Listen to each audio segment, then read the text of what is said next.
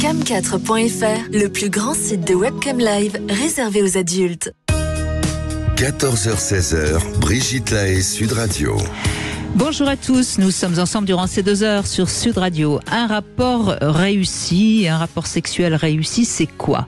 Cette question, je me souviens qu'on l'avait posée ensemble avec l'un de mes invités. Je crois bien que ce jour-là, j'étais avec Philippe Arlin, sexothérapeute. Et c'est avec lui, n'est-ce pas, que nous allons aborder ce sujet durant ces 2 heures. Il me semble qu'en tant que sexothérapeute, il va pouvoir nous dire ce que c'est qu'un rapport sexuel réussi, parce que je suis pas sûre de savoir, moi, finalement. En tout cas, Philippe Arlin écoute vos plaintes dans vos relations sexuelles qui ne sont pas harmonieuses. Et oui, c'est difficile de réussir sa vie sexuelle, d'autant plus lorsque les 2 partenaires ont des difficultés à communiquer et des symptômes très différents. Je sais aussi que Philippe aime bien faire la comparaison entre la gastronomie et la sexualité. Alors peut-être qu'on peut déjà rappeler que lorsqu'on ne réussit pas toujours le chef-d'œuvre culinaire que nos amis apprécient, c'est peut-être pas si grave. Parfois, oui, il est un peu raté, et puis parfois il est parfaitement réussi, ce mets délicieux que tout le monde peut savourer. Bref, on va voir en quoi ça consiste un rapport sexuel réussi, et puis on pourra aussi voir en quoi ce serait grave qu'il soit raté. Et je vous invite évidemment à venir en parler avec nous, à nous raconter vos plus grands ratages et peut-être vos plus grandes réussites. Pour ça, c'est le 0826 300 300. Bonjour Philippe Arlin. Bonjour Brigitte. Alors c'est quoi un rapport sexuel raté?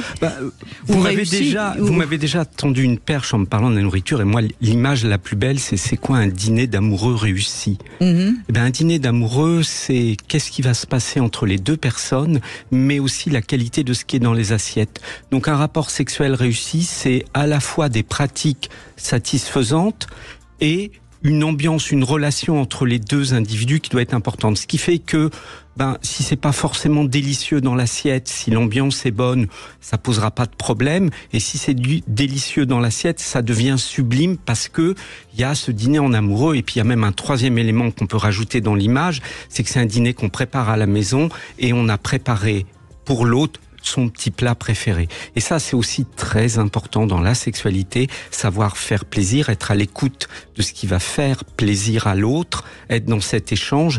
Je pense que quand on arrive à mettre tout ça autour du lit et non plus de la table, du lit ou d'ailleurs, ça arrive dans les canapés, ça y est, c'est bon. Parce que le plus important, c'est la réunion de 2 individus. Alors, ils vont se réunir au niveau physique à travers le plaisir qu'ils vont prendre, mais ils vont aussi se réunir comme on a plaisir à dîner en tête-à-tête avec une personne qu'on aime. C'est un moment particulier d'échange. Et le mot échange, on va en parler beaucoup, je pense, pendant ces 2 heures, parce que c'est un peu ça, la recette secrète d'un rapport réussi. C'est un rapport où on n'est pas tout seul. C'est un rapport où on échange, on partage. Donc déjà, on peut dire que c'est plutôt la qualité qui l'emporte sur la quantité. Oui. Pour rester gastronomique, oui, c'est pas la plâtrée qui va. Alors ça nous calera peut-être. On aura peut-être moins envie d'avoir des rapports sexuels, mais franchement, en termes de qualité, on aura juste l'impression d'avoir une indigestion. Et peut-être qu'il faut aussi déjà démystifier l'orgasme à tout prix. Parce que c'est aussi ça qui... Enfin, je sais pas, on peut avoir un rapport sexuel qui soit peut-être pas parfaitement réussi parce qu'il n'y a pas eu d'orgasme de part et d'autre, ou qu'un des 2 n'a pas eu d'orgasme. Mais est-ce que c'est si grave que ça, si ça s'est bien passé, Enfin, je sais pas, qu'est-ce que vous en pensez? Parce que c'est la vraie question, finalement. Je pense on attend ça quand même, quand on va faire l'amour avec quelqu'un, on attend de jouir. C'est vrai. Alors, on attend de jouir et on attend d'avoir un orgasme. On peut éventuellement mettre les choses sur 2 plans différents. Oui, c'est très important. Alors attendez, là, je vous attrape là. Attrapez-moi. Qu'est-ce que ça veut dire? Quelle est la différence que vous faites entre jouir et orgasmer? Eh bien, pour moi, jouir, c'est atteindre un niveau de plaisir et d'excitation intense. Orgasmer, c'est vraiment quand ça devient global à l'échelle du corps avec des manifestations, voilà. Et les 2 sont pas forcément liés. On peut jouir. Je suis évidemment d'accord avec vous. Vous êtes d'accord, bon, ça tombe bien. Ça tombe bien, ça démarre bien. On va peut-être réussir notre émission tous les 2. Mais justement, l'orgasme, c'est vraiment cette chose qui va se produire, qui va venir couronner le tout d'une apothéose, mais on ne peut pas le souhaiter. Et je passe mon temps malheureusement à répéter à mes patients et mes patientes que trop le vouloir, trop le chercher finit par le faire fuir. En sexualité, je veux, c'est l'ennemi de je peux. plus je veux quelque chose, moins je l'aurai. Donc, lâchons prise. Donc, c'est assez valable dans d'autres domaines. Hein. Oui, alors là, vraiment, ça va s'illustrer. Donc, lâchons prise sur l'orgasme. Mais oui, bien sûr, je vais pas dire le contraire. S'il y a un orgasme, c'est quand même une conclusion extrêmement agréable et c'est une espèce de prolongation du bien-être au-delà du rapport. Et en même temps, je vais faire exprès de vous pousser dans vos retranchements, Philippe Arlin. On peut aussi avoir un orgasme et pourtant on considérait qu'on a raté notre relation sexuelle parce que oui. Enfin, je sais pas. Hein, c'est pour ça que je le sépare totalement de la qualité du repas. C'est-à-dire que l'orgasme, il y a des femmes comme des hommes qui sont capables quasi systématiquement d'avoir un orgasme, ce qui dit rien de la qualité du rapport ni de la qualité de la relation à l'autre. Donc, vous avez tout à fait raison. Certains savent se déclencher des orgasmes à volonté et ça ne dit rien du rapport. Bon, il y en a d'autres pour qui ça va être un espèce de summum de montée, pour qui l'orgasme est rarement possible ou il est possible que quand ils sont tout seuls ou toutes seules et que partager un orgasme avec l'autre, ça reste une ultime étape de lâcher prise qui ne se produit pas. Donc voilà, on va voir effectivement tous les cas de figure. On peut aussi tout à fait jouir et avoir un rapport sexuel qui va pas être immémorable.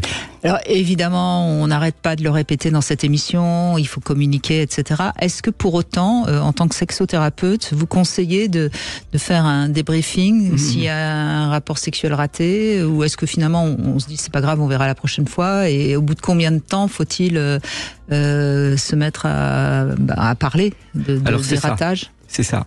L'idée du débriefing n'est pas forcément mauvaise, ça va dépendre comment il est fait, mais alors surtout pas après. Surtout pas après, c'est-à-dire pas pendant quand même. Ni après, ni pendant. On peut prendre le temps d'en parler. Ça va dépendre de la communication dans le couple. Si effectivement chacun se sent un peu coupable ou en manque ou frustré et qu'il y a un sentiment soit de colère, soit de frustration, la conversation sur le rapport va pas être possible. Mais si on a la chance d'être dans un couple avec du partage et de la communication autour de l'intime, c'est intéressant de se dire, bon, il nous est arrivé quoi hier ? C'était quoi ? Voilà, puis on en parle et puis comme vous dites tout à l'heure, c'est pas grave quoi. Et plus on va pouvoir en parler et le dédramatiser, plus on va se dire on recommencera pas ça, hein, visiblement c'est pas notre truc, enfin peu importe. Mais de se donner le droit de regarder ce qui s'est passé sans s'en sentir ni coupable, ni responsable, ni il faut que le sexe reste léger, et c'est ça qui est souvent compliqué. Et la question qui tue, est-ce que quand c'est raté, c'est de notre faute ou de la faute de l'autre ? C'est une question qui tue personne, puisque c'est de la faute des deux. Pas forcément. Pas forcément, mais bien souvent. Si on reprend l'idée tout à l'heure qu'on peut avoir un orgasme, quel que soit, pour certaines personnes, quelle que soit la qualité du rapport. Donc là, on sous-entend quand même que mon orgasme, c'est moi. Et à la limite, l'autre fait ce qu'il veut. Si je veux avoir un orgasme, j'y arriverai. Si je veux pas en avoir, j'en aurai pas. J'y arriverai très, très bien. Et exactement. C'est-à-dire qu'il faut quand même se rendre compte, et c'est très important de le dire et peut-être de le répéter, qu'on a une grande part de responsabilité sur ce qui se passe. Au bout du compte, c'est nous qui décidons de jouir ou pas. C'est nous qui décidons, qui laissons l'orgasme prendre place ou pas. Notre corps nous appartient et on le laisse vivre ou on l'inhibe par des pensées qui sont peut-être un petit peu trop présentes. Oui. On pourrait conclure comme ça, si je puis dire. Oui, il y a une information qui arrive au cerveau et cette information est tout de suite triée, censurée, amplifiée, améliorée. Donc c'est pour ça qu'il y en a qui, sur une sensation, on va dire, de 5 sur 10, vont avoir des orgasmes, on a l'impression qu'ils vont défoncer les murs. Puis il y en a d'autres sur la sensation à 5 sur 10, ils ouvriront même pas les lèvres parce que bof. Donc là aussi, c'est notre cerveau qui va décider d'en faire un truc. C'était génial, c'était fabuleux ou ouais. Bon. Bien, on a déjà fait les préliminaires et on va rentrer dans le vif du sujet avec vous, bien sûr, au 0826 300 300. On vous écoute dans un instant et on va commencer avec Diane, je crois. Sud Radio, votre avis fait la différence. C'est la seule radio qui donne des informations, on peut s'interroger. C'est pas facile tous les jours, mais pour ma culture, c'est parfait. Sud Radio, parlons vrai. 14h-16h, Brigitte Lahaie, Sud Radio. On est avec Philippe Arlin, sexothérapeute aujourd'hui, et on évoque ce qu'est un rapport sexuel réussi. Et je vous invite à venir nous raconter si c'est réussi pour vous ou si ça ne l'est pas. Je rappelle, c'est un petit peu mon leitmotiv, mais je crois que c'est vraiment important de le rappeler. Je rappelle que c'est indispensable d'avoir une belle intimité dans un couple si on a envie que son histoire dure. Je pense que vous êtes d'accord avec ça, sexothérapeute. Oui, mais j'élargis comme vous, j'élargis le mot intimité. C'est pas que des rapports sexuels, c'est aussi une qualité de relation avec l'autre, de partage, de confiance et de confidence. C'est tout ça qui crée l'intimité. C'est aussi les câlins, la tendresse.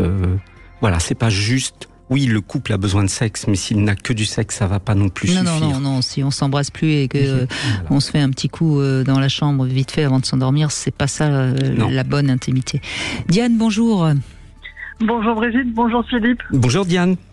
Bonjour. Alors moi, ce que vous avez dit, je pense que vous m'avez ôté les mots de la bouche. Je savais pas qu'on avait fait des choses pareilles. Comme quoi, par la pensée, ce qu'on peut faire. En fait, pour moi, une relation sexuelle réussie ne passe pas forcément par un orgasme, voire même parfois, ça peut, effectivement, je peux le bloquer parce que j'ai pas envie à l'instant T d'avoir un orgasme. Pour autant, je suis très excitée et j'ai bien compris la différence entre jouir et avoir un orgasme que je ne connaissais pas, parce que pour moi, c'est un peu la même chose, mais je peux faire preuve de jouissance, entre guillemets, pendant tout mon... Mais ça, c'est important, Diane, je voudrais revenir sur ça, parce que rappelons quand même aussi qu'il peut y avoir une jouissance beaucoup plus agréable et beaucoup plus voluptueuse. Il peut y avoir un orgasme qui soit finalement très peu intéressant, et pourtant c'est un orgasme. Donc là, on est vraiment dans quelque chose qui est d'ordre neurologique, si je puis dire. L'orgasme, c'est une sorte de décharge, ce qui ne veut pas dire que les femmes n'ont pas d'orgasme. C'est une décharge, pas au sens éjaculatoire, au sens que nerveux. Voilà, exactement. Et c'est ça qui est important à comprendre, parce que parfois on peut avoir une bonne jouissance, pas d'orgasme, et finalement ça aura été plus agréable que parfois un petit orgasme qu'on a souvent d'ailleurs. Avec un jouet intime, par exemple, on a souvent un petit orgasme. On va avoir un meilleur orgasme lors d'un cuni, par exemple, Diane. Je ne sais pas si vous êtes d'accord avec ça. Je suis complètement d'accord. C'est-à-dire que pour moi, alors ça m'arrive effectivement. J'ai une jolie collection de jouets intimes. Et alors donc j'ai un orgasme. Bon voilà, c'est bien. J'ai eu effectivement une décharge émotionnelle. Et puis je passe à autre chose. Ça m'a pris 30 secondes. Merci, au revoir. Vous remerciez votre sextoy, vous? Ouais, oui, parce qu'il est il se décharge moins vite dans ce cas-là.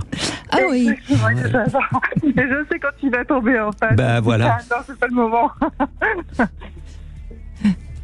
Alors, juste, je vous redonne la parole, Diane, mais c'est important peut-être que Philippe Arlin vous expliquez peut-être la différence chez un homme, parce que c'est peut-être pas tout à fait la même chose. Si, un peu. C'est-à-dire qu'on va avoir toutes ces éjaculations qui, la plupart du temps, déclenchent du plaisir, une jouissance plus ou moins forte, et on va avoir ces moments d'orgasme où, de la simple localisation de notre pénis, on va être pris de spasmes, et ça va prendre dans le dos, ça va prendre dans les jambes, et on va être secoué de l'intérieur.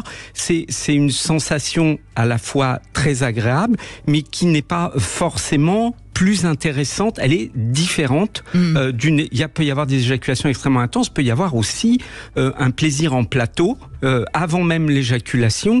Qu'est-ce qu'on va avoir envie de faire durer, parce que c'est voluptueux. C'est voluptueux parce que de partout on ressent les choses. Tout est à fleur de peau, et c'est évidemment ça qui va avoir la primatie sur le reste, parce qu'on va avoir envie que ça dure, on va avoir envie de continuer. Et on pourrait presque ajouter, c'est que finalement, quand on a eu beaucoup de jouissance, en général, l'orgasme est chouette, quoi. Alors, j'aurais tendance à le ressentir comme ça, moi aussi. C'est-à-dire que l'orgasme qui vient après, si la jouissance a été très forte, il va avoir effectivement une grande amplitude, et il est vraiment très chouette. Et je crois que Diane, vous avez l'air d'accord. On vous a encore retiré les mots de la bouche. Exactement. Mais ça peut m'arriver, moi, par exemple aussi. Toutes les femmes, on est femmes fontaines.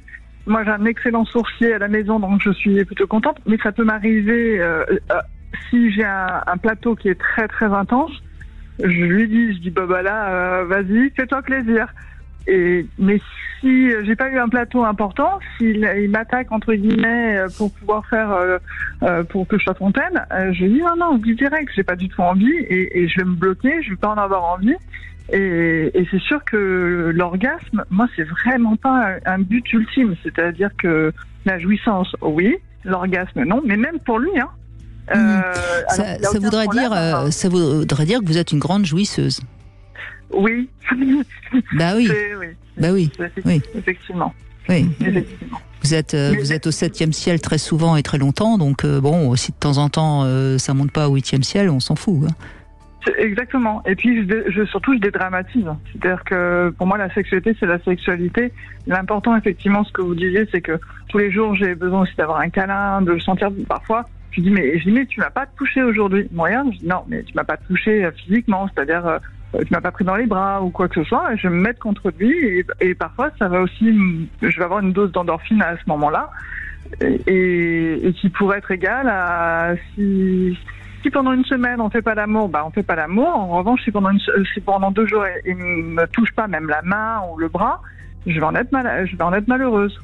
Donc c'est sûr que ça c'est une phrase que les hommes doivent entendre. Hein. Ah oui, mais il faut arrêter de mélanger câlin et sexe déjà, nous messieurs, parce qu'on a un peu trop tendance à vivre ça comme une espèce de demande logique. On nous voit arriver à 100 km et on est là dans le câlin, on sait déjà ce qu'on veut.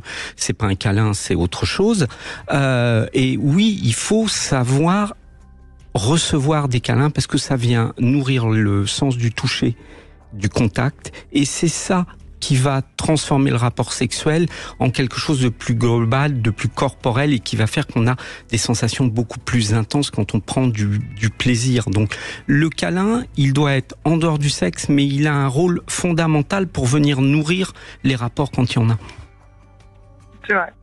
C'est vrai complètement. Vous avez tout compris, Diane. Hein. Écoutez, j'essaye au moins de faire passer la bonne parole, de dédramatiser, de pas se donner de but ultime d'orgasme parce que c'est pas un but, et surtout si on le veut pas ou si on le veut, comme vous le disiez tout à l'heure, on n'est pas prêt de l'accepter. Enfin, c'est pas le Graal. Pour moi, le Graal, c'est la relation. Dans la bienveillance, dans l'écoute. Nous, on discute énormément de notre sexualité. Et on discute de tout, mais très ouvert évidemment sur la sexualité. Et c'est vrai que quand il me dit oui, ça me manque un peu, je dis oui, je comprends, j'ai un peu la tête ailleurs en ce moment, je m'y remets un peu plus. Enfin voilà, en tout cas, nous on a une énorme discussion là-dessus.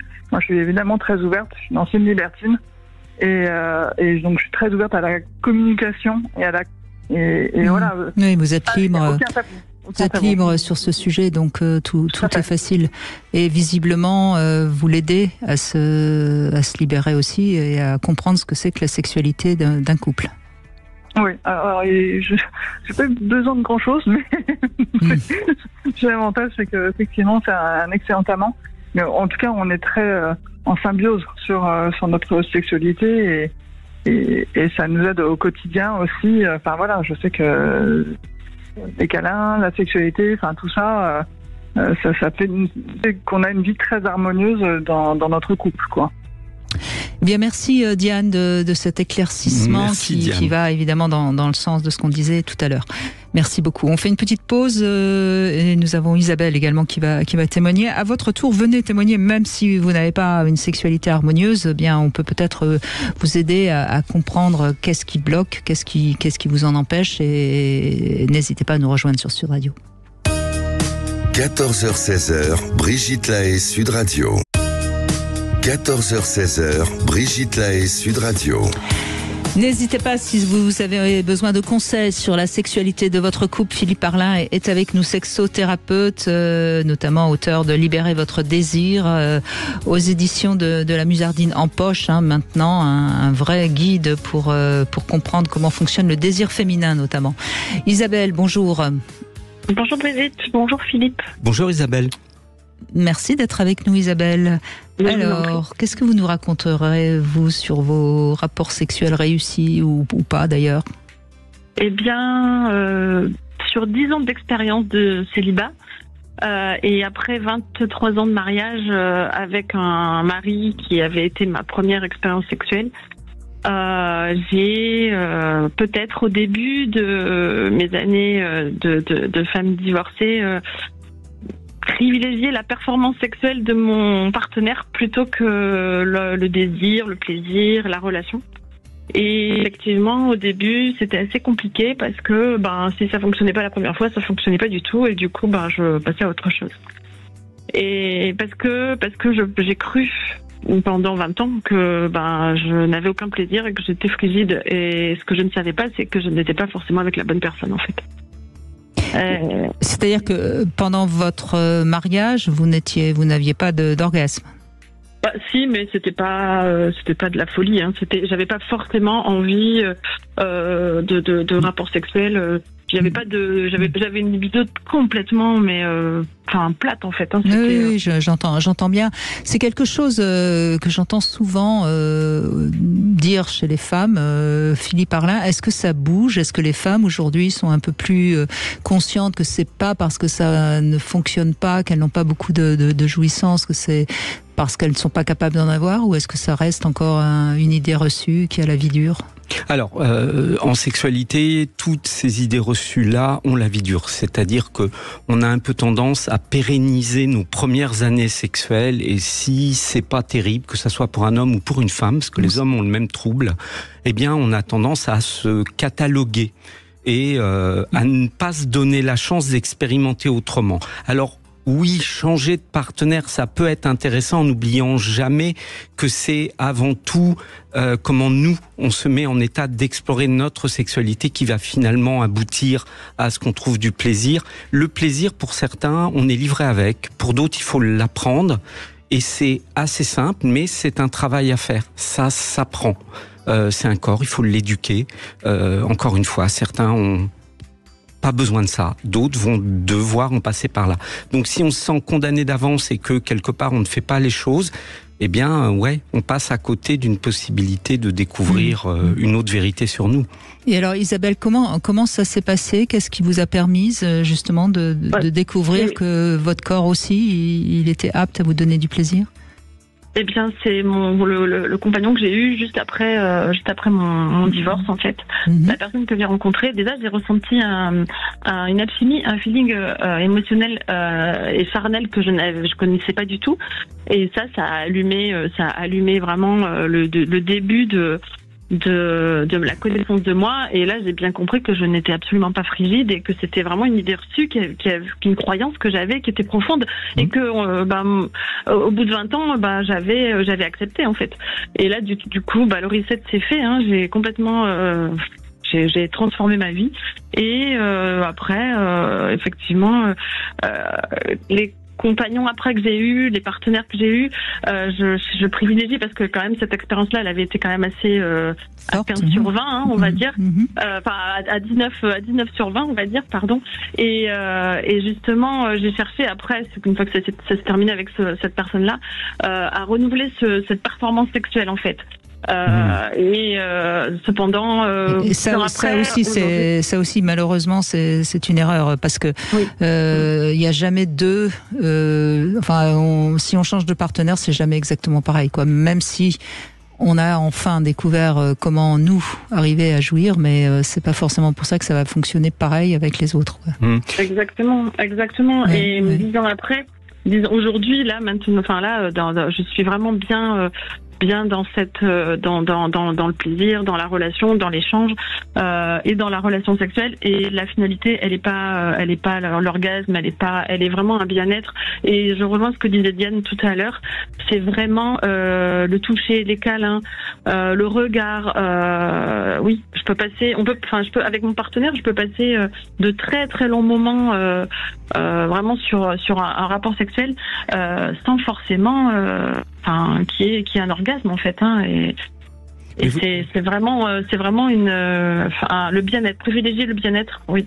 Mais vous l'avez dit, c'est d'abord un échange émotionnel, un contact à un niveau qui n'a rien à voir avec des pratiques physiques. Donc il y a un mythe aussi auquel il faut tordre le cou. Il n'y a aucune recette magique pour transformer quelqu'un qui n'a jamais de plaisir à quelqu'un qui prend du plaisir.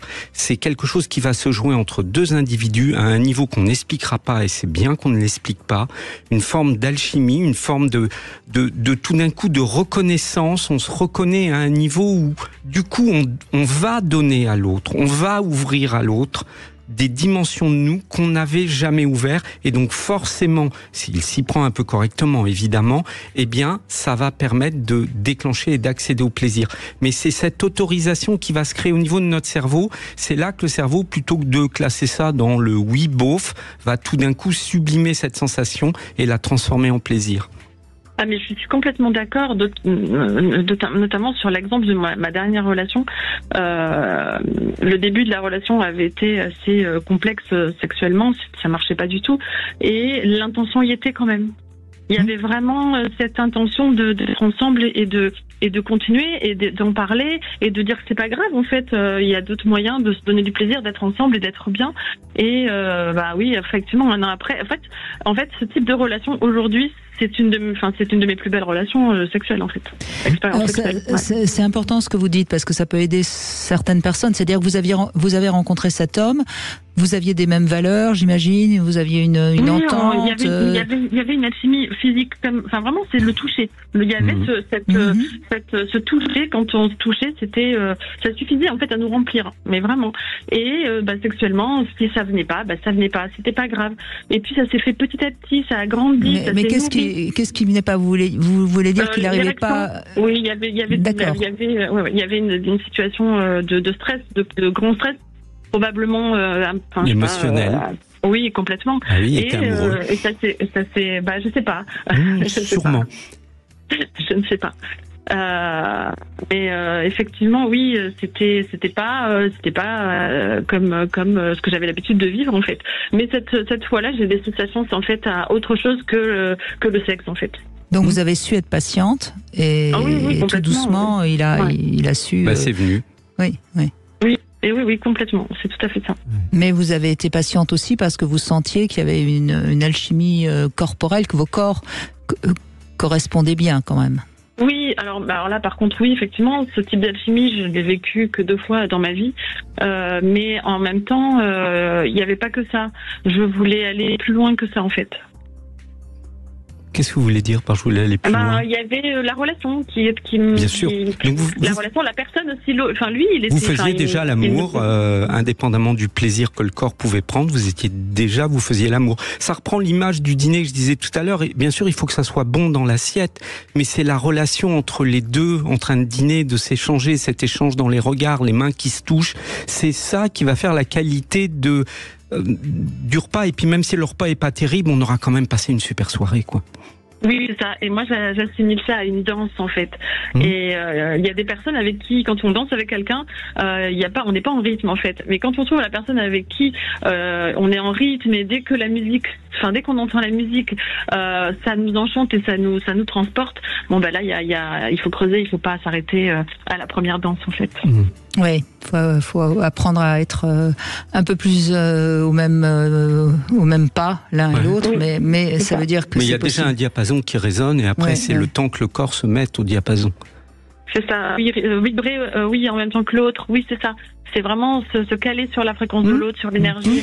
Oui, peut-être ce qu'on peut dire à ceux qui nous écoutent, Isabelle, c'est que finalement, quand on rencontre quelqu'un, il arrive aussi avec son bagage et parfois ses poubelles, si je peux me permettre. Et il faut laisser le temps à l'autre de laisser ça de côté pour enfin se rencontrer vraiment. Oui. Tout à fait, mais il faut se dire aussi que parfois, malgré tout, ça peut ne pas marcher et que c'est juste pas, cette personne-là qui nous fait vibrer, qui nous fait résonner. Mais c'est bien de lui laisser sa chance, quoi. C'est ce que j'entends en tout cas. C'est ça, exactement. Mais il y a quelque chose d'intéressant, c'est que là, vos corps se sont dit oui dès la première fois. Ça, c'est sûr. Et il y a vraiment, je l'observe, des couples qui peuvent faire l'amour ensemble, mais qui ne seront jamais compatibles. Oui, c'est-à-dire, ça prend pas. Ça marche, ça va être techniquement satisfaisant et ça sera largement suffisant quand on s'aime parce que c'est important. Mais il y a vraiment des des individus qui fonctionnent ensemble de manière magique. Il y a une résonance, et ça s'invente pas. Et quand on tombe sur cette personne, ben oui, on le sait parce que c'est un truc qu'on n'a jamais ressenti avant. Oui, c'est exactement ça. Ça m'émeut ce que vous dites. Oui. Oh, bah écoutez, Isabelle, on va vous laisser respirer et vibrer avec ce que vient de vous dire Philippe Arlin. Merci beaucoup, Isabelle. Pierre est avec nous, il va répondre à 3 questions intimes, il pourra vous en poser une ensuite. Philippe Arlin, bonjour Pierre. Bonjour Brigitte, bonjour Philippe. Bonjour Pierre. Pardon. Pas de souci. Tout d'avoir. Juste, alors je fais une petite aparté là, parce que franchement je me régale depuis le début de l'émission, parce qu'il y a plein de choses dans lesquelles je me retrouve, mais tellement. Voilà, et notamment une des toutes premières phrases que vous avez dit en introduction, Philippe, pour différencier la jouissance de l'orgasme. Voilà, et ça franchement j'ai trouvé c'est tellement vrai. Et qu'il faudrait que tout le monde le sache, parce que, enfin, moi je l'ai pu le vivre personnellement, et je m'écarte un peu du sujet, mais je voulais absolument vous le dire, parce que ça je trouve ça vraiment génial. Ben non, on est en plein dedans, voilà. Si je peux me permettre, Pierre. Alors justement, puisqu'on parle gastronomie, dans le rapport sexuel, quel est votre plat préféré ? Les préliminaires. D'accord. C'est sans hésiter, parce qu'après, voilà, on peut vraiment prendre du plaisir pendant l'acte, mais moi je suis quelqu'un qui est plutôt tactile et j'aime ce contact câlin, tout ça, que je retrouve beaucoup plus dans les préliminaires que dans l'acte en lui-même. Très bien. Voilà. Et... souvent, on va dire. Oui, mais je crois qu'il y a beaucoup d'hommes qui pourraient répondre ça, contrairement à ce qu'on entend aussi de la part de certaines personnes. Deuxième question, en cas d'infidélité, vous pardonnez ou vous quittez ? Alors pour l'avoir vécu, je pardonne. Vous pardonnez, bien, ouais. Très bien. Et dernière question, depuis MeToo, est-ce que vous séduisez de la même manière ou pas ? Moi je suis avec ma compagne depuis 7 ans et je suis pas, voilà, on peut s'amuser des fois à dragouiller, mais voilà, il n'y a pas de... en tout cas, ça n'a rien changé dans votre relation aux femmes. Non, du tout. Non, c'est pas... Je respecte énormément les femmes. Après, c'est vrai que moi j'ai toujours pris quelques précautions quand même, parce que voilà, ça m'arrive parfois de croiser une fille et de lui dire voilà, vous êtes super jolie, mais avant, je précise maintenant, je fais attention. Puis voilà, il n'y a pas d'arrière-pensée. Je lui dis juste comme ça de but en blanc. C'est juste un compliment. Voilà, exactement. C'est ça. Il n'y a pas d'arrière-pensée. Vous continuez à oser faire des compliments à des femmes. Alors je me l'autorise de temps en temps, mais c'est vrai que je fais attention parce que beaucoup sont un peu susceptibles. Et voilà, il n'y a pas forcément d'arrière-pensée et on peut très bien croiser quelqu'un, le trouver joli, avoir un bon parfum et ça égaye la journée, ça fait un beau sourire et je trouve que ça manque un petit peu. Juste pouvoir accepter un compliment sans penser à autre chose derrière. D'accord. Eh bien, je vous laisse poser une question à Philippe Arlin, il vous écoute, Pierre. Alors voilà, dans votre carrière de sexologue, est-ce que vous pouvez nous raconter une anecdote qui vous a vraiment marqué, un truc vraiment raté ou un gros échec peut-être, quelque chose qui a au début de carrière ou quelque chose une expérience qui vous a vraiment interpellé. Alors pas forcément un échec, mais quelque chose qui vous a qui a changé peut-être un peu votre vie, votre vision. Changer ma vision, non. Et je dis pas que ma vision a pas changé parce qu'elle a forcément évolué grâce à tous les patients qui m'ont fait confiance. Mais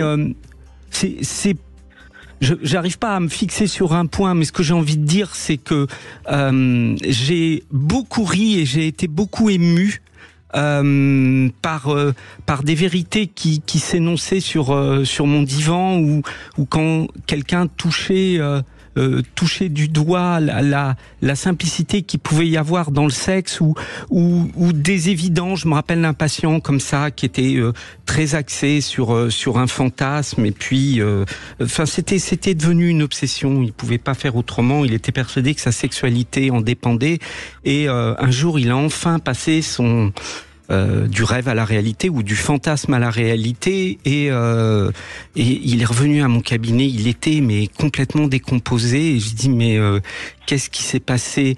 Et je vous le fais très court, le fantasme c'était la sodomie, donc c'est un fantasme très classique et le pauvre n'a pas dû tomber sur la bonne personne et il me regarde mais vraiment désemparé, mais ça sent la merde. Et il était désolé et je lui ai dit avec un large sourire, bienvenue dans la réalité, c'est la différence entre le fantasme et la réalité. Dans le fantasme, tout est parfait, l'autre a envie, ça se passe bien, il n'y a pas besoin de lubrifiant, tout est merveilleux. Dans la réalité, l'autre existe, l'autre est différent, et cette différence, c'est ce qui va faire toute la beauté du rapport sexuel, mais c'est aussi ce qui risque de faire foirer les fantasmes, parce que l'autre va réagir, être... voilà, c'est des petites anecdotes comme ça, alors j'en aurais plein, hein, mais... moi j'appelle ça des moments de vérité où, de toute façon, si je lui avais expliqué avant, il m'aurait pas écouté, il fallait qu'il fasse son expérience, c'est ce qui est normal, et c'est très drôle, peut-être que depuis il a expérimenté, il a découvert que ça pouvait être super chouette, mais en tout cas je le revois encore arriver et me regarder en me disant mince, voilà. Merci Philippe Arlin et merci Pierre de cette bonne question qui nous fait sourire évidemment. On fait une petite pause, on se retrouve dans un instant. Vous aussi venez nous raconter comment vous vivez votre sexualité. Est-ce que vous considérez qu'un rapport sexuel ça doit forcément être réussi, ou si c'est raté, vous pouvez venir nous en parler aussi sur Sud Radio. À tout de suite. Vous voulez parler à Brigitte Lahaie? 0826 300 300. Cam4.fr, le plus grand site de webcam live réservé aux adultes. 14h-16h, Brigitte Lahaie, Sud Radio. Philippe Arlin est avec nous, sexothérapeute, et nous évoquons l'importance de la sexualité dans le couple, et tant qu'à faire des rapports sexuels réussis. Et nous donnons la parole à Mathieu maintenant qui nous rejoint. Bonjour Mathieu. Bonjour Brigitte, bonjour Philippe. Bonjour Mathieu. Alors merci d'être avec nous Mathieu, et je vous en prie, on vous écoute. Oui, alors moi je suis très attentif depuis le début de votre émission et vos propos, et je suis très touché par le fait de mettre la relation en avant dans la sexualité, parce que je trouve que c'est quelque chose de fondamental. Moi, pour vous raconter ma petite histoire, je suis parti vraiment sur de mauvaises bases. Au niveau de la sexualité et du rapport au féminin, parce que j'ai eu aucune éducation sexuelle, et donc j'ai vraiment découvert tout sur le tas, ce qui m'a apporté des expériences, des rencontres et beaucoup de difficultés, mais à travers ces difficultés, ça a été des leçons qui m'ont permis de grandir et d'évoluer. Donc j'ai vraiment un rapport au féminin, je suis très curieux, très engageant envers le plaisir de la femme, avec toujours en dénominateur commun mon plaisir. Donc il y a toujours eu un lien dans ce sens-là, donc je pars toujours dans cette démarche-là. Et là aujourd'hui, j'ai offert le livre sur le désir à mon épouse, qui au départ, je vis une relation avec mon épouse depuis maintenant une quinzaine d'années, où j'ai toujours senti chez elle la sexualité, c'est bien, mais c'était sans plus. Donc je sentais vraiment, elle n'était pas à fond dans ce domaine-là, et c'est quelque chose que je travaille avec elle depuis plusieurs années, et je la stimule. J'essaie de la stimuler dans ce sens-là, et je m'adapte aussi à son rythme. Et malgré les difficultés, on avance ensemble. Peut-être toujours pas dans la même cadence, ce qui peut provoquer parfois des difficultés, mais on essaie de garder le cap, chacun à son rythme, et ça se passe plutôt bien. Donc maintenant c'est toujours un travail, ça il faut le reconnaître, c'est pas toujours facile, il y a des hauts et des bas, mais dans l'ensemble ça se passe plutôt bien, et on continue à maintenir ce cap tous les deux, chacun à notre rythme. J'ai l'impression, Philippe Arlin, qu'on peut dire à Mathieu qu'il est vigilant et bienveillant, quoi. Oui, parce que ça se construit aussi, la relation. Des fois, il y a la magie de la rencontre qui va se faire au niveau corporel. Ça ne veut pas dire qu'au quotidien, ça sera merveilleux, hein. Ça veut juste dire que les deux corps s'entendent très bien d'un point de vue purement énergie et toucher. Et puis, il y a cette personne qu'on aime, avec qui on veut améliorer chaque jour. Et ça va être l'écoute, le partage, la communication, et ça va se construire avec le temps. On peut construire, et d'ailleurs il faut apprendre à construire la sexualité de son couple. Elle sera unique, parce que nous sommes chacun absolument unique. Il faut prendre le temps de s'écouter, de se découvrir. Et il faut aussi revenir sur ce qu'on disait tout à l'heure, ne pas enfermer ce qu'on croit savoir de notre sexualité trop vite dans une vérité, et donc il faut accepter de se dire jusqu'à présent j'aimais pas ça, mais pourquoi pas réexpérimenter, voir ce qui se passe, je change, mon corps change, mes envies changent, donc se permettre de rester toujours curieux et toujours à la découverte, et oui, c'est comme ça que le sexe devient un peu plus prioritaire dans les dossiers qu'on a à régler. Eh bien, le sexe commence à remonter en haut de la pile, et oui, je pense que pour le couple, c'est indispensable de ne pas lâcher cette construction. Oui, en fait, Mathieu, vous êtes très vigilant de manière à ne pas l'étouffer avec votre propre désir, vos propres besoins, de manière à ce que ça puisse être toujours de qualité. Oui, Brigitte, je suis plutôt attentif. Alors, à ses besoins et aux miens. Et après, je m'ajuste. Mais je ne vais pas former de résistance ou être intrusif vers son sens. Et donc, c'est une sorte de jeu de funambule. On essaie de trouver l'équilibre, chacun à sa manière, et c'est ça qui me permet d'avancer et d'entretenir une bonne relation avec elle. Alors c'est pas facile parce que je vous parlais tout à l'heure je lui ai offert votre livre. Alors elle a commencé mais elle a jamais terminé, donc je l'accepte. Après elle est pas aussi je sens le degré de motivation qui est moins important que le mien. Donc je l'accepte, je l'accueille, et après je m'adapte. Mais ça m'a permis de lire, moi, à ma manière. Et donc ça m'apporte aussi de la matière, des outils qui me permettent justement d'avancer. Et donc ça se fait vraiment étape par étape, et je respecte vraiment le rythme de chacun. Oui, et vous avez compris que ce qui est important, c'est surtout de ne pas laisser son désir totalement s'éteindre. Non. Oui, et ça, je l'entretiens. Et ça, c'est vrai quand on a une partenaire, ou un partenaire d'ailleurs, qui est beaucoup moins dans le désir ou dans le besoin, appelons ça comme on veut, c'est pas grave. C'est très compliqué de le laisser toujours là, quoi, parce que c'est très facile avec les années de couple que ça s'éteigne. Donc, continuez à être vigilant, Mathieu. Bravo. Et puis vous avez eu raison, c'est un livre formidable sur le désir. Libérez votre désir, c'est aux éditions de la Musardine et c'est en poche, donc ça vaut pas très cher et ça rapporte gros, si je puis dire. Merci Mathieu, merci beaucoup. Petite devinette avant les infos, c'est un homme au vestiaire qui se change pour remettre son costume qu'il porte, et puis il met un string très féminin. Alors il y a ses collègues qui le regardent, mais pourquoi tu mets ça? Quelle est la réponse de cette personne? C'est après les infos. Philippe Arlin, vous nous donnerez la réponse. Je n'en doute point. Et vous aussi, vous pouvez nous rejoindre sur Sud Radio 0826 300 300. On se retrouve dans un instant. Sud Radio. Parlons vrai. Sud Radio. Parlons vrai. 14h-16h, Brigitte Lahaie, Sud Radio.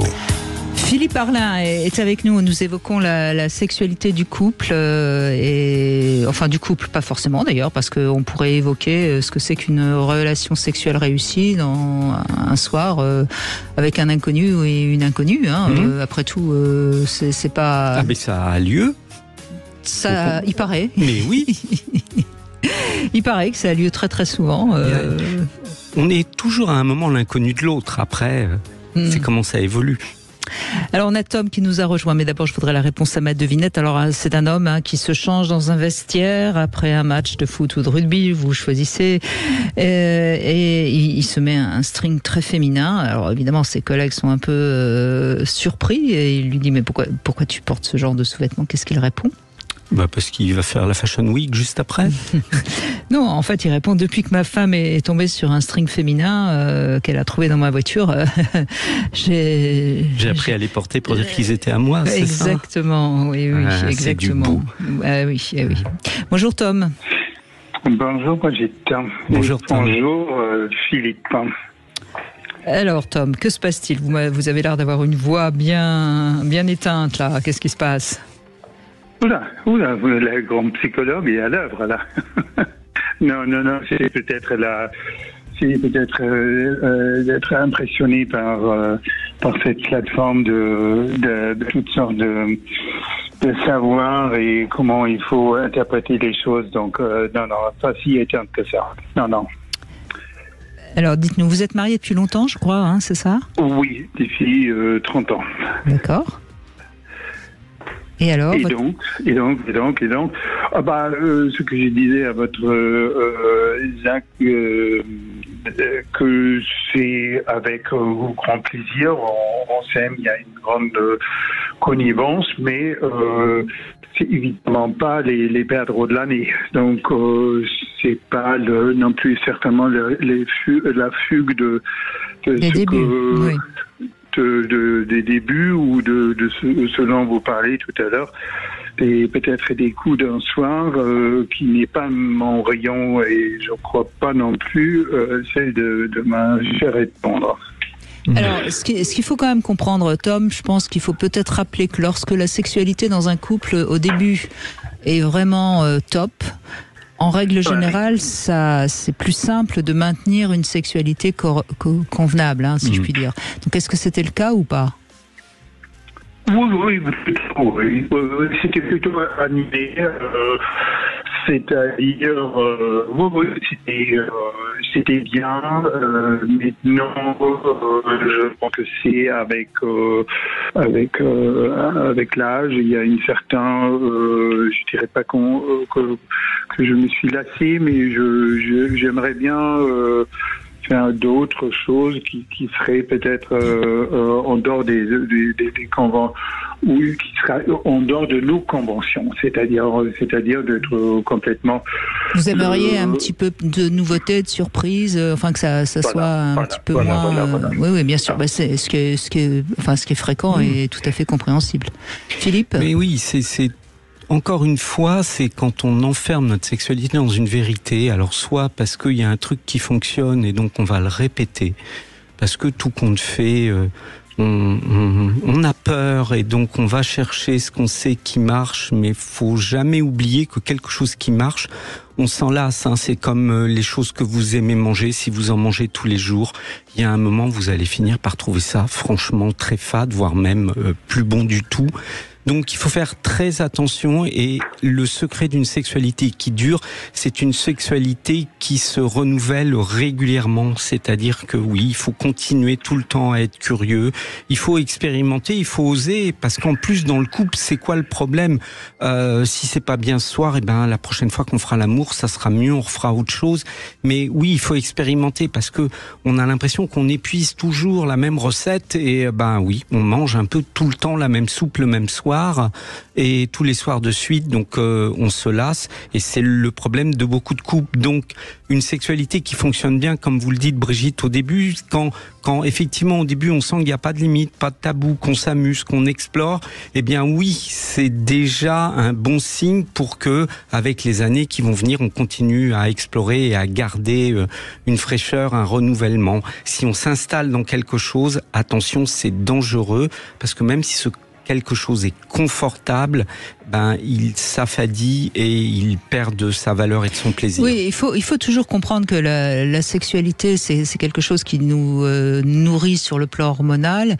Et plus on a l'habitude du même, c'est un petit peu comme un sport. Si on a l'habitude de marcher 10 minutes, on n'a plus tellement l'impression que notre corps est nourri par les endorphines justement du sport. Et puis il faut le lendemain ou le mois d'après, on va avoir besoin de marcher 15 minutes pour avoir le même résultat, etc. Et la sexualité, si on fait toujours la même chose ou à la même fréquence, ça nous apporte plus le même plaisir, la même satisfaction. Ce qui est important, Tom, aussi, et c'est peut-être pas votre cas, mais vous allez nous le dire dans un instant, c'est de faire attention aussi à ne pas laisser passer la sexualité un petit peu plus après d'autres choses. Et on voit souvent aussi dans un couple au long cours que on faisait l'amour tous les 2 jours, et puis après 2 fois par semaine, et puis après 1 fois par semaine, et puis après 1 fois par mois. Ce qui est important, c'est de maintenir quand même un certain nombre de rapports.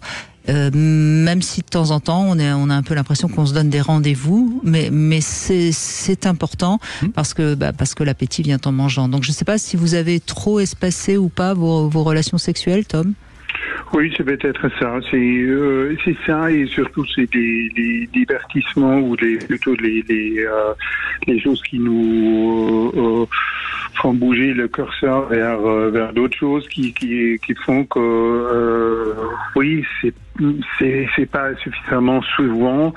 Et aussi, je dirais qu'il y a une autre chose que mon épouse n'est pas du tout ouverte à des changements, à des choses un peu plus, un peu plus fantaisistes, un peu. Elle est somme toute très très classique, ou peut-être moi je suis très maladroit non, mais il y a beaucoup de femmes. Il y a beaucoup de femmes qui sont classiques parce qu'elles se sont habituées comme ça et qu'elles n'imaginent pas qu'il faut faire autre chose, mais qui sont parfois tout à fait agréablement surprises quand on les emmène un petit peu ailleurs.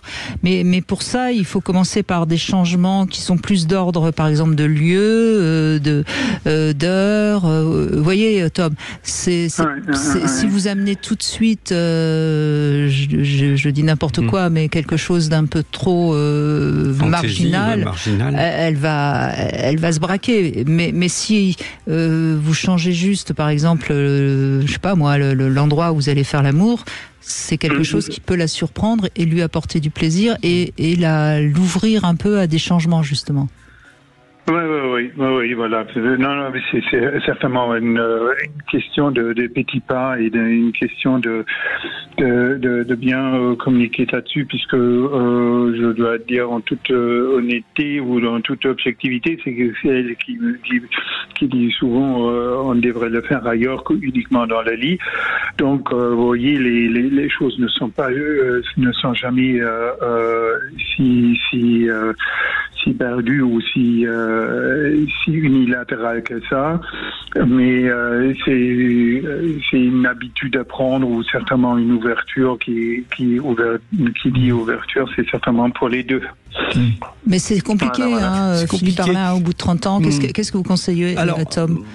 Moi, ce que j'aime bien, parce que je sais que pas mal de couples que je connais le pratiquent, c'est d'avoir une journée ou une soirée où on va vraiment se consacré à découvrir quelque chose de nouveau. Alors on a pu lire, on a pu expérimenter, entendre quelque chose, et puis on se met d'accord sur c'est l'un ou l'autre qui organise cette soirée, et c'est une soirée qui n'aura pas forcément lieu à la maison, qui peut être c'est très à la mode maintenant, dans une love room, qui peut être aussi à l'extérieur, ou à la maison, c'est pas impossible, et où on expérimente quelque chose, mais on le sait, on est d'accord, on est dans l'idée, c'est notre soirée d'expérimentation, et après, en fonction de ce qu'on a ressenti, découvert, ça va pouvoir venir nourrir, j'ai envie de dire, la sexualité du quotidien qui va avoir lieu après. Et puis régulièrement, comme ça, on se donne des rendez-vous d'exploration, et c'est l'occasion d'en parler déjà, de ce qu'on aimerait faire, et puis de voir ce qui se passe. Et c'est en dehors, c'est pas la sexualité du couple, c'est un moment particulier d'exploration, et du coup peut-être qu'on est plus facilement ouvert à faire quelque chose de différent ce jour-là, parce qu'on sait que ça parle pas de la sexualité du quotidien, et des fois le changement est plus facile dans un moment exceptionnel, un week-end exceptionnel. Voilà, il faut essayer d'introduire régulièrement de la curiosité ensemble. Voilà, et sinon ce qui peut marcher aussi pour des couples très long cours, c'est des petits instants de retour à des périodes où ça fonctionnait bien. On revisite. On revisite ce qui fonctionnait et on le remet, si je puis dire, en route. Merci Tom, en tout cas, merci beaucoup de votre témoignage, parce que ça, évidemment, c'est un sujet qui concerne beaucoup de couples qui durent, et on sait qu'on a beaucoup de couples qui sont des couples au long cours qui écoutent cette émission. On fait une petite pause et nous allons nous retrouver dans un instant, bien sûr, sur Sud Radio. Sud Radio, votre avis fait la différence. Vous êtes auditrice de Sud Radio depuis longtemps ou pas ? Depuis plusieurs années, depuis que je me suis rendu compte qu'on ne nous disait pas tout à la télévision. Sud Radio, parlons vrai. 14h-16h, Brigitte Lahaie, Sud Radio. Toujours en compagnie de Philippe Parlin, sexothérapeute. On évoque évidemment la sexualité à deux, parce que sinon ça s'appelle de la masturbation, il me semble. Ouais. Oui. Et une masturbation, a priori, ça peut aussi être raté ou réussi d'ailleurs. Ah oui, on va retrouver les mêmes problématiques. Exactement, les mêmes paramètres. Oui. Bonjour Juliette. Bonjour Brigitte, bonjour Philippe. Bonjour Juliette. Bonjour. Donc vous Je êtes suis contente de vous entendre. Nous aussi. Comment va votre Roméo? Il va bien, je crois. Hein. Il faudrait l'avoir au téléphone pour lui demander directement, mais a priori, il va bien. Bon. Il va bien. Et pourtant, j'étais au balcon, mais je le vois pas en bas. Ah, bah oui. Il est au boulot, Roméo. Voilà. Tout change. En tout cas, on en profite pour le saluer. Alors, Juliette, vous êtes donc avec lui depuis 20 ans, hein, c'est ça? Eh oui, c'est ça. Et ça se passe bien, a priori? Ah oui, ça se passe bien. Écoutez, oui, si je peux apporter mon petit témoignage, je pense qu'il n'y a pas une sexualité, il y en a plein.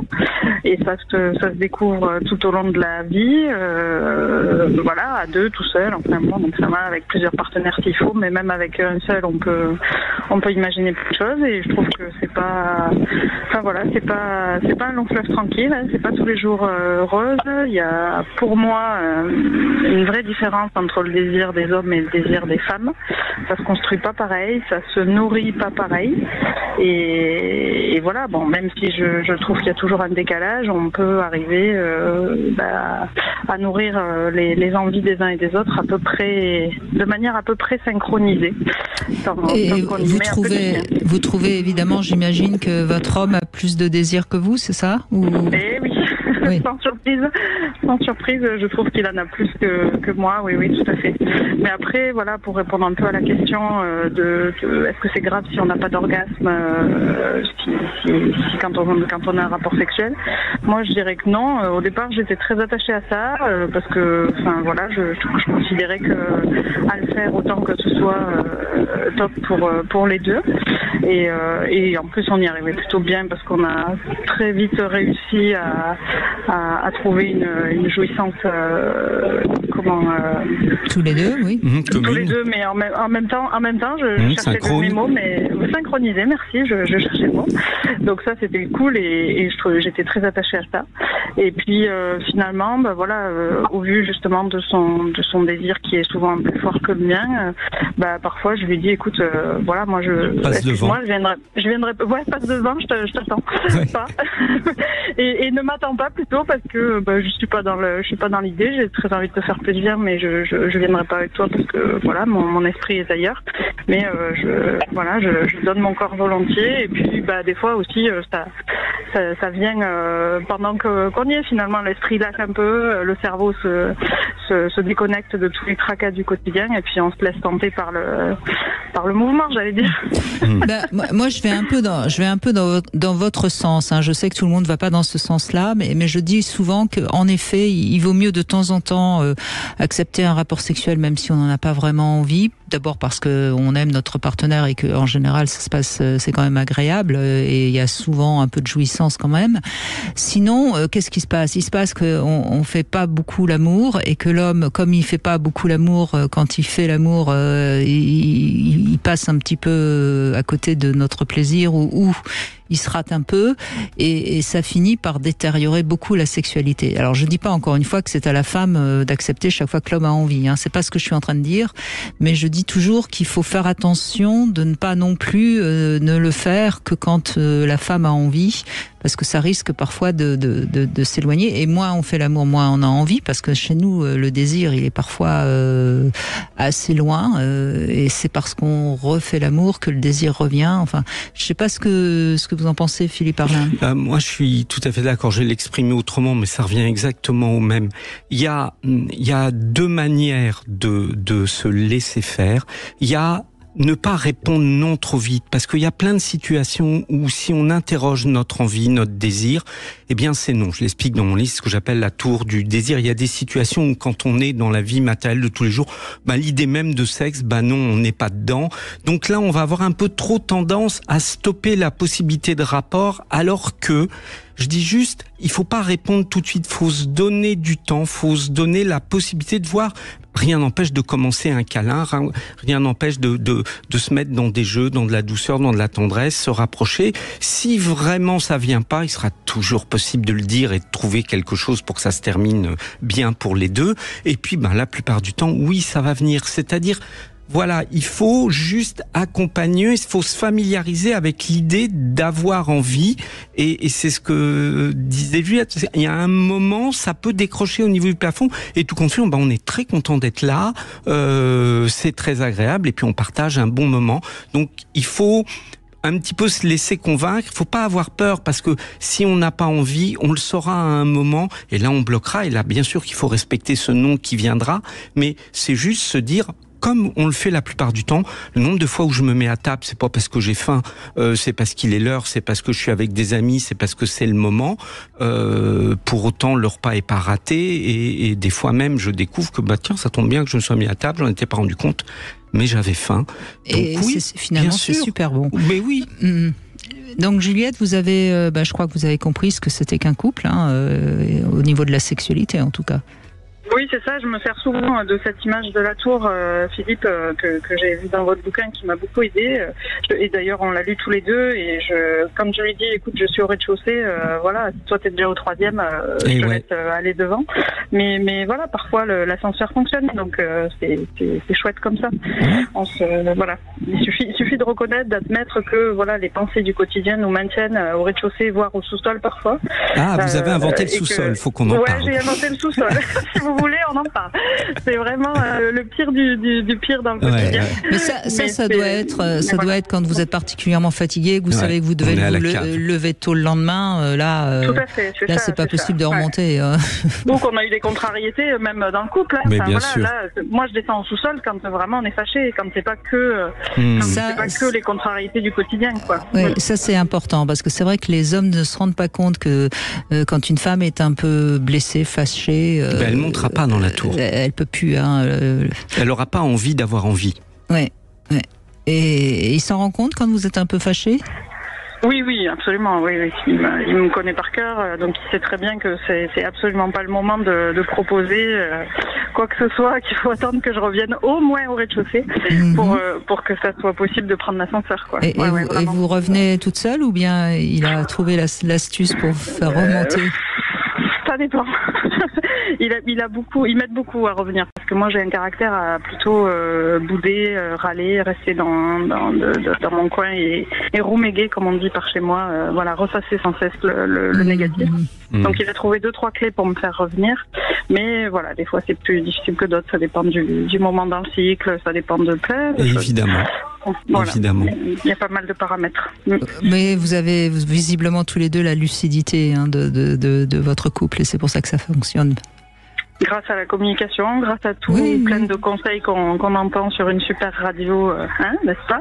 Voilà. Et puis grâce à quelques livres très bien écrits aussi, sans vouloir faire la pub, ça fait des bouquins qui m'ont bien aidé à une période un peu critique après les enfants, une chose comme ça. Donc, Libérer votre désir de Philippe Arlin, c'est un livre que beaucoup d'auditeurs se sont procurés et en sont ravis. Donc bravo Philippe. N'hésitez pas à en écrire un autre, ces jours. Oui, mais je crois que j'ai encore trop de plaisir à être dans mon cabinet et j'arrive pas à prendre le temps de me poser et d'écrire. Je le ferai, mais je crois que chaque chose en son temps. Oui, bien sûr. Merci beaucoup Juliette de ce joli témoignage qui peut aider peut-être certains des auditeurs, parce que je le rappelle, c'est vos témoignages qui font aussi cette émission. On se retrouve dans un instant avec le Love Conseil du jour. Quels sont les piliers de l'érotisme du couple ? Voilà un vrai Love Conseil qui s'adapte totalement au sujet du jour. 14h-16h, Brigitte Lahaie, Sud Radio. Cam4.fr, le plus grand site de webcam live réservé aux adultes. Brigitte Lahaie, Sud Radio. Le Love Conseil. Eh bien, on va parler d'érotisme, l'érotisme du couple. On n'en a pas encore parlé depuis 14h et c'est une grave erreur. Ce Love Conseil va le réparer, parce que l'érotisme, c'est quand même le booster du désir. On parle toujours de sexualité, de pornographie, et on oublie ce terme, ce mot magnifique, érotisme. Alors moi, j'en ai retenu 3 principaux, et peut-être que vous en trouverez d'autres. d'autres, Philippe Arlin, certainement même d'ailleurs. Le plus important, me semble-t-il, c'est ce qu'on appelle, et pourtant il est parfois décrié, c'est ce qu'on appelle l'altérité, parce que c'est vrai que c'est nos différences d'envie, nos différences de désir de pratiquer telle ou telle chose qui peuvent entretenir le désir, et si on était exactement pareil, eh bien notre désir qui nourrit l'érotisme aurait tendance à disparaître. Donc c'est important de pas hésiter de temps en temps à relancer l'autre sur ce que nous on aimerait faire, sur ce qu'on aimerait essayer, voilà. Nos fantaisies, exactement. Alors un deuxième point qui est pour moi aussi un des piliers de l'érotisme, c'est la sensualité, avec bien sûr aussi la notion de fantasmatique, mais c'est cette envie de cultiver le plaisir par nos 5 sens, par exemple mettre un masque sur les yeux et d'être complètement aveugle, ça va décupler les autres sens. Enfin, on peut jouer beaucoup avec la sensualité parce que c'est quand même quelque chose qui est important, et on oublie qu'on est d'abord dans la sexualité, c'est d'abord du corps, et le corps, c'est nos 5 sens qui nous envoient tous ces ressentis agréables ou désagréables. Et puis en troisième, je mettrais la surprise. Il faut avoir envie de temps en temps de se surprendre. On peut se culbuter sous la couette et puis tout d'un coup un petit peu agresser l'autre qui va être surpris et ça va déclencher parfois. On sait, par exemple, que certaines femmes vont découvrir leur premier orgasme sous l'effet de la surprise. Alors encore une fois, il faut faire attention de pas non plus faire quelque chose qui pourrait d'un seul coup. Mais à la limite, je dirais que si on est dans un couple en confiance, on peut oser surprendre l'autre, même si c'est quelque chose qui va pas lui plaire. C'est pas grave. Ça va squeezer le cerveau, et c'est ça qu'il faut. C'est que ça permet d'atteindre des zones que le cerveau contrôlait. Et là, ça a été trop vite. Ça a été dans une zone où on n'a pas vu venir. Et on n'a pas vu venir, et c'est génial. Voilà. Donc pour moi, c'est les 3 piliers de l'érotisme. Certains y ajoutent la tendresse. Moi, je ne suis pas tout à fait d'accord. La tendresse, c'est important pour l'intimité, pour le bien-être et la confiance du couple, mais c'est pas de l'érotisme, la tendresse. C'est justement le contraire de l'érotisme, la tendresse. Puisque trop de tendresse confond tendresse et sensualité, je pense. C'est-à-dire qu'effectivement, oui. Il y a un toucher tendresse et il y a un toucher sensuel. C'est pas du tout le même. Bah non, mais vraiment pas du tout le même. Ça nous paraît évident, mais pour beaucoup de gens, c'est pas si simple que ça. Et c'est pour ça que certains, justement, lecteurs m'ont dit, mais je comprends pas, vous voulez séparer la tendresse, les câlins de la sexualité. Je dis oui, parce que pour moi, les câlins, c'est vraiment pas sexuel. Ce qui est sexuel, c'est les caresses sensuelles. Et c'est ça qui va donner envie. D'abord, c'est pas des caresses au même endroit, c'est pas la même pression, c'est pas le même désir derrière la caresse, l'intentionnalité n'est pas la même. Et puis il y a, alors ça rejoint le premier pilier, mais il y a cette admiration qu'on va avoir pour l'autre à un moment. Tout d'un coup on regarde l'autre et on le trouve alors c'est de l'amour bien sûr, mais c'est sacrément érotique et tout d'un coup il y a ça traverse, il y a quelque chose de vraiment électrique. D'ailleurs ça me fait penser au désir mimétique, quand dans une soirée votre partenaire tout d'un coup est la star de la soirée, où il y a 2-3 gonzesses qui le regardent. Exactement. En se disant tiens, il est pas mal le mec de... Et tout d'un coup notre propre regard est pris par le regard des autres et on se met à nouveau redécouvrir l'autre, le désirer, le voir sous un autre angle et avoir envie de le bouffer, au sens le plus littéral du terme, parce que je crois vraiment à la gourmandise dans la sexualité, et ça c'est un pilier de l'éros, alors qui repose sur le pilier de l'altérité, mais c'est vraiment un truc bien particulier là qui est sensationnel, et quand on se redécouvre comme ça peut vraiment refaire flamber la sexualité du couple de manière magnifique. Et Sam, j'en profite pour donner un conseil important quand vous allez dîner chez des amis ou même au restaurant, prenez soin de vous habiller, de vous rendre séduisant ou séduisante, parce que vous allez attiser les regards extérieurs et ça va remettre de la lueur érotique dans le regard, sauf si vous êtes avec un jaloux évidemment. Voilà. Malheureusement, il y a les jaloux qui ne savent pas lire dans ce regard des autres le compliment magnifique vers la femme ou l'homme avec qui on est en couple. C'est dommage, ils sont dans la souffrance, donc de toute façon, tout ce qui peut mener au plaisir n'est pas leur chemin à eux. Donc voilà, la jalousie, c'est l'ennemi du plaisir. Cette jalousie-là, oui, cette jalousie-là qui empêchera de voir le compliment qu'il y a derrière le regard des autres. Eh ben oui. En tout cas, il y a énormément d'importance à retrouver de l'éros parce que c'est aussi ça qui fait que la sexualité du couple s'essouffle. C'est-à-dire qu'on a l'impression de deux corps qui se retrouvent pour faire un truc, mais ils se retrouvent pas parce qu'ils ont envie, ils se retrouvent pas parce que le corps de l'autre a éveillé quelque chose, ils se retrouvent pas parce que c'est le résultat tout d'un coup d'une caresse qui est juste arrête parce que là je vais pas tenir. Non, justement l'inverse, cette caresse qui va éveiller quelque chose. Y a plus ça. Et s'il y a plus justement l'érotisme, il y a un désir qui n'est pas là, il y a juste une réaction mécanique sexuelle. Donc oui, c'est normal qu'on trouve ça un peu poussif et qu'on fasse toujours la même chose. C'est Eros qui donne envie d'imaginer, qui donne envie d'explorer. Donc soyons érotiques. Exactement, érotique. Bonjour Annabelle. Bonjour. Bonjour Annabelle. Donc bonjour. Vous êtes comme Juliette, en couple depuis 20 ans. Oui, exactement. Bon, c'est déjà pas mal, hein? Oui, c'est déjà pas mal, c'est vrai. Alors nous, on a commencé avec une sexualité... depuis le départ, ça a été très en dents de scie, avec beaucoup de bas. J'avais peu de désir sexuel. Et mon compagnon, lui... à l'inverse, il a envie, j'ai l'impression en tout cas, tout le temps. C'est un homme. Non, c'est un peu une caricature, mais oui. c'est à la fois... C'est pas surprenant, en tout cas, de la part d'un homme. Et puis peut-être qu'il vous aimait aussi, et il faut aussi rappeler que bien sûr. Chez l'homme, l'amour se traduit beaucoup par l'envie de faire l'amour. Oui. Et comme on s'est mis ensemble, j'étais jeune et inexpérimentée, c'est vrai que j'avais l'impression toujours que qu'il ne m'aimait que pour ça. Pour avoir des relations. Et du coup, moi, je me mettais en retrait. Exactement. Et ça, c'est classique aussi. Hein. C'est pour ça que je sépare les câlins du sexe. Oui. Parce qu'il faut dire je t'aime autrement qu'en disant j'ai envie. Oui. Et alors, comment vous avez évolué? Alors, ça a mis beaucoup de temps. Enfin, en fait, ça ne commence que maintenant où il y a un réel changement. Où, je connais mieux mon corps parce que j'ai commencé à me masturber, chose que je n'avais jamais fait avant. J'ai aussi fait une psychothérapie et puis j'ai écouté vos émissions, j'ai lu des livres pour essayer de travailler tout le biais de la sexualité, mais par rapport à mon regard à moi. Bravo. Parce que du coup, je sais que par rapport à lui, je ne peux rien faire. Et puis lui ne sentait pas qu'il y a un souci. Ce qui reste, c'est que je ressens quand même beaucoup de pression parce que j'ai peur de ne pas avoir assez envie pour pouvoir le satisfaire.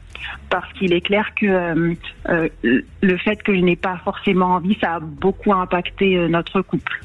En même temps, il est toujours avec vous, ce qui montre que quand même il a su être compréhensif, patient et en tout cas il vous aime suffisamment pour accepter la frustration qu'il a sans doute ressentie depuis le début. Mais je crois qu'il ne faut pas avoir peur de nos envies. Elles sont d'autant plus là quand on n'y répond pas, mais on n'a pas non plus cet appétit insatiable où on n'est pas forcément des ogres. On peut passer de gourmand à gourmet. C'est aussi en fonction du plaisir que vous allez y prendre que notre appétit se trouvera satisfait. C'est-à-dire que il y a des moments où on a un peu l'impression de rester sur notre faim parce que on a un peu l'impression d'avoir été tout seul pendant le rapport. Et ça nous aide pas. On est toujours à la quête de ce moment un peu plus intense. Et puis, cette peur du désir de l'autre, elle est extrêmement présente. Elle peut être présente aussi chez des hommes qui, face à des femmes qui vont vraiment avoir envie, peuvent se retrouver bizarrement à perdre leurs moyens parce que, je vais peut-être pas être à la hauteur, je vais peut-être pas suivre. Faut arrêter, parce que je pense que ça vient énormément gâcher la sexualité. À la hauteur de quoi? Suivre quoi?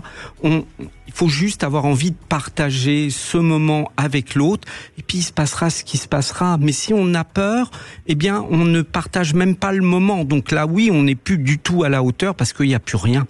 Mais est-ce qu'il se rend compte que vous avez beaucoup évolué? Parce qu'il me semble qu'il y a... Oui. Bon. Oui, mieux. il s'en rend compte.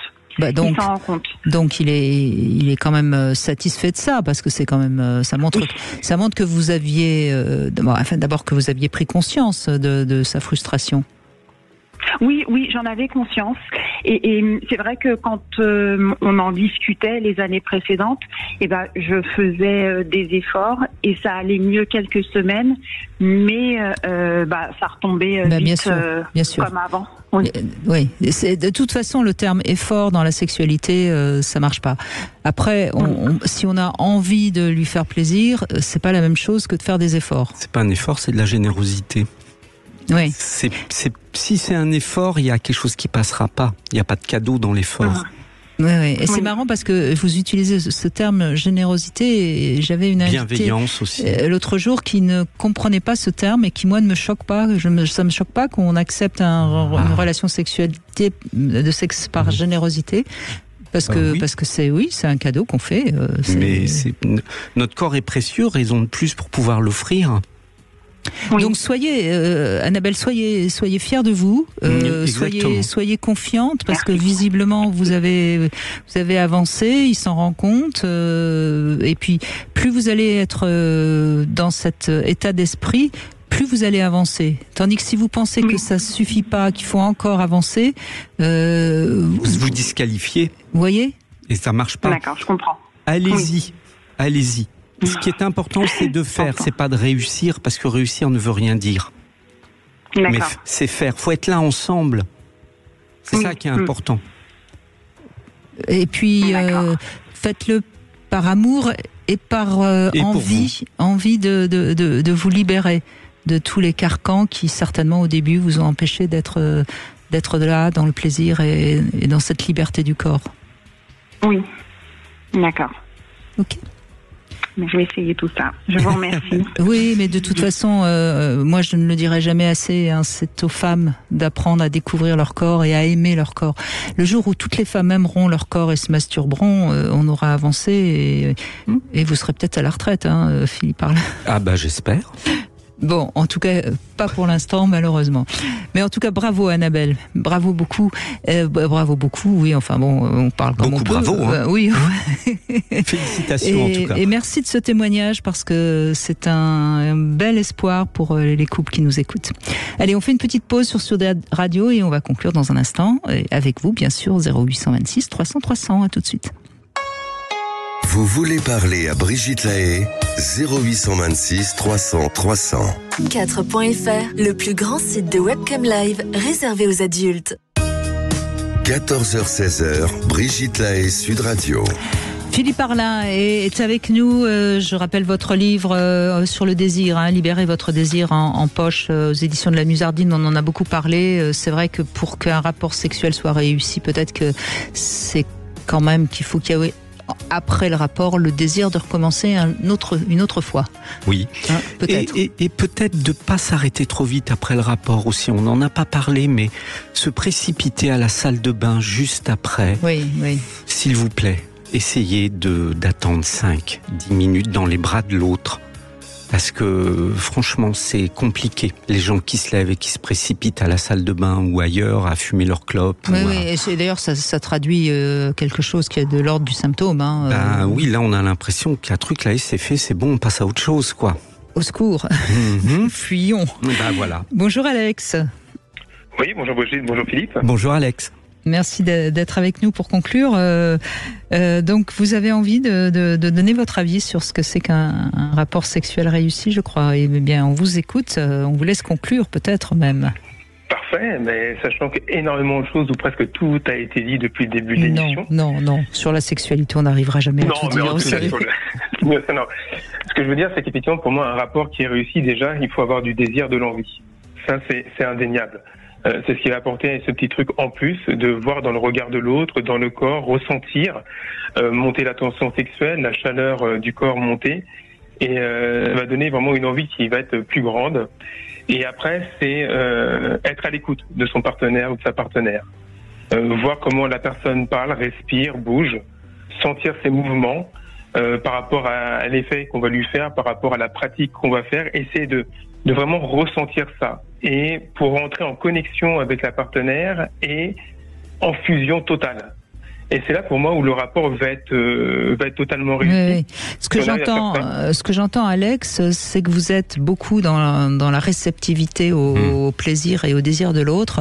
Et je voudrais rappeler que dans le dernier sondage qu'il y a eu sur la sexualité il y a 3 mois à peu près, on avait presque 85% d'hommes qui étaient beaucoup passionnément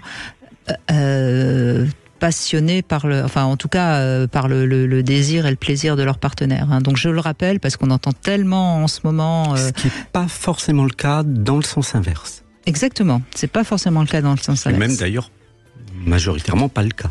On est bien d'accord. Donc il faut, certes, les hommes ont beaucoup de pulsions sexuelles et ils sont parfois un petit peu encombrants avec leurs pulsions, mais en même temps, ils ont tellement envie qu'on ait du plaisir qu'il faut un peu leur pardonner leurs pulsions et leurs besoins et leur maladresse. Vous êtes d'accord avec ça, hein? Oui. Mais parce qu'on l'entend chez Alex, hein, c'est évident. Ouais. C'est ça, mais il faut écouter. Il faut arrêter d'avoir peur. Si on n'a pas peur, on peut déjà écouter ce que l'autre va nous dire, ce que l'autre va vouloir, à condition que l'autre le sache. Donc Et tout à fait, je suis d'accord avec ce que vous venez de dire. D'ailleurs, ça peut rejoindre, puisque je suis également libertin à mes heures perdues. Et j'ai remarqué souvent ça dans le libertinage, quand je suis avec mes partenaires, souvent on me laisse en plan. Voilà. C'est plutôt l'écoute, effectivement, je vais donner, mais je vais prendre aussi le plaisir que je vais avoir avec ma partenaire. Et quand elle a eu son plaisir, alors jamais on va dire ça va se conclure par un orgasme, mais même si l'orgasme n'est pas obligatoire, puisque moi, donner un orgasme, c'est pas prendre le mien, sachant qu'il peut y avoir un petit jeu, une petite tension sexuelle derrière, et repartir plus loin, et retrouver la personne, ou même dans mon couple, etc. C'est quelque chose qui est très, très jouissif, de vouloir faire plaisir à l'autre en allant lui donner l'orgasme, sans forcément prendre le sien, parce que c'est vraiment une pulsion, une envie. Je trouve ça génial. Et dans le libertinage, souvent, j'ai pu donner du plaisir à des femmes, et les femmes ne sont même pas intéressées pour savoir si j'avais envie de prendre mon plaisir. Donc à savoir si j'avais envie d'orgasmer. Mais vous dites ça particulièrement dans le libertinage ou en règle générale? Oui. Non, dans le libertinage. Dans mon couple, il n'y a aucun souci. D'accord. Avec mes différentes maîtresses, il n'y a pas de problème non plus. Mais c'est vraiment dans le libertinage. Oui, c'est quelque chose que je ressens énormément. Et là, par rapport à ce que vous venez de dire sur l'enquête, oui, je comprends mieux peut-être certaines choses. Et c'est vrai que derrière, comme on dit, ça précipite d'aller prendre une douche ou d'aller faire autre chose, alors qu'on voudrait prolonger le moment un petit peu plus.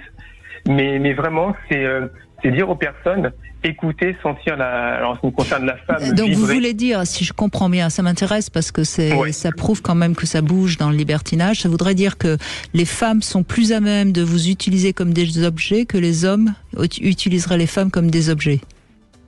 Alors oui et non peut-être, parce qu'un homme dans le libertinage, souvent il va jouer avec sa partenaire, il va s'amuser. S'il peut prendre son orgasme, éjaculer, il va le faire, sauf s'il veut se réserver pour d'autres partenaires par la suite, sans forcément s'enquérir à chaque fois.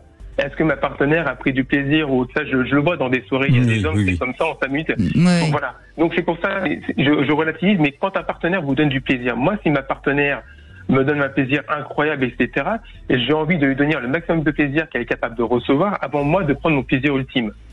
Oui, bien sûr, vous êtes dans la réceptivité des corps. Hein. Tout à fait. Et si j'ai pris mon plaisir, derrière, je vais regarder, je vais continuer, faire un cunis, faire autre chose, avec les mains, avec les baisers ou autre, pour continuer à lui donner le maximum de plaisir que possible, l'accompagner si elle décide de se caresser pour se donner elle-même cet orgasme, mais je ne vais pas laisser ma partenaire comme ça sur le bas-côté si elle m'a donné un plaisir intense. Mais c'est pour revenir tout à l'heure sur cette idée qu'on a utilisée, on a parlé de diapason et de notes. L'orgasme, c'est une vibration. Se lever, partir, etc., c'est casser la vibration. Si on reste dedans, ça dure. Et il faut apprendre justement à ressentir cet après, parce qu'on va, en apprenant à ressentir cet après, être beaucoup plus présent dans les futurs rapports au présent. C'est-à-dire que il y a un écho. Le rapport s'arrête pas juste quand les liquides corporels sont sortis.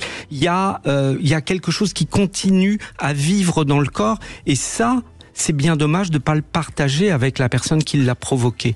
Et cette violence, des fois, à finir le rapport, oui, elle met fin à la note. Ça vibre plus et stop, on passe à autre chose et c'est brutal.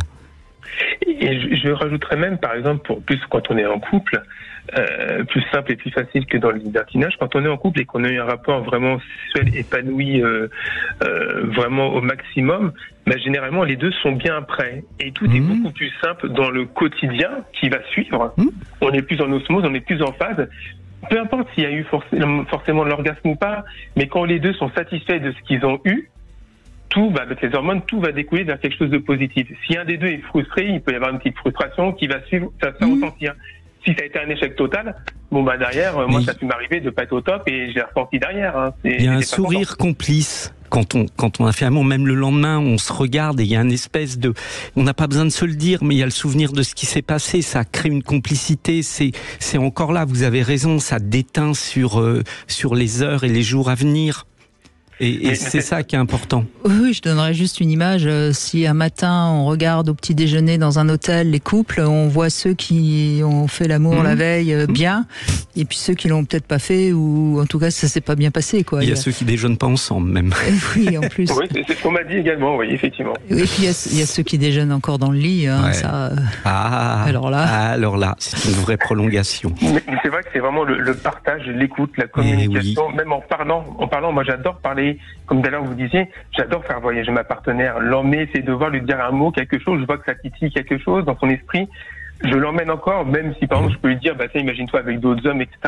Je sais qu'on joue, c'est moi qui suis avec ma partenaire, c'est pas les autres qui sont avec elle, mais son esprit peut vaquer, l'engager à se caresser, également à se masturber pendant que je la pénètre. Vous avez raison, on n'en a pas parlé quand dans l'érotisme. Mais en effet, faire fantasmer la partenaire ou le partenaire en lui parlant. Mais c'est la parole. Pour moi, je le mets dans l'essence de la sensualité. Dans la sensualité. Les mots. C'est une belle manière aussi de développer l'éros. Merci Alex, très bien pour conclure. Merci Alex, vous nous avez servi de conclusion. Merci beaucoup Philippe Arlin.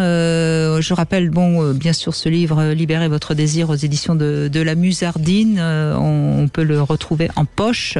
Tout de suite vous retrouvez Alexandre Delovan. Et puis demain j'ai la chance d'être avec un très bon sexothérapeute qui sera avec nous demain dès 14h.